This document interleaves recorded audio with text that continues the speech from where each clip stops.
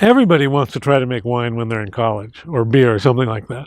And I did try to make one bottle of wine when I was in college in the dormitories. It didn't work out very well. I ended up with raisins on the ceiling.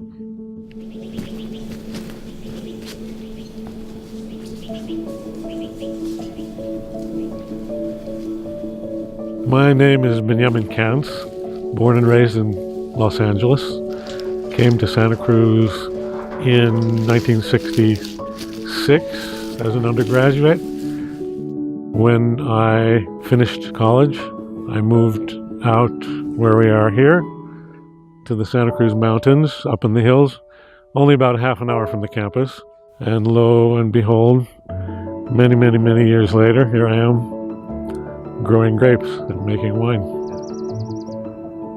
People ask me if it's lonely up here, working by myself. I don't find it to be. I have a somewhat solitary personality. I started making wine in the Santa Cruz Mountains here, and while I was doing that, I was becoming more observant, and I wanted to make my own Kiddush wine. I wasn't on some kind of spiritual search.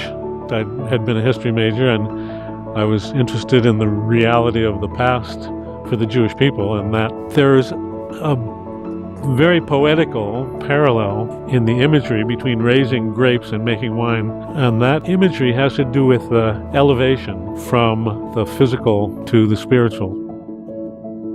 So people very often ask, what makes wine kosher? In terms of the winemaking, there's almost no difference, because the technique of making wine is essentially identical. The spiritual side of the kosher winemaking is that the wine has to be made by a Sabbath-observant Jew. And this has been for thousands of years. This is not some new idea.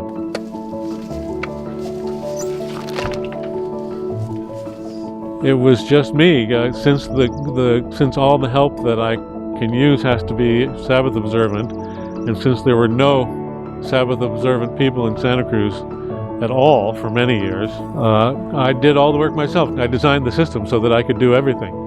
But the entire process of growing the vines, growing the grapes, making the wine, bottling the wine, and putting it on the table and saying Kiddush over it is my favorite part of the whole thing. There's no one element that I enjoy more than I enjoy the whole process from beginning to end. And for the purpose of saying Kiddush on Friday night, well, Kiddush is a commemoration of the whole of creation, and it's such a beautiful finale of sort of crowning God's creation with our participation.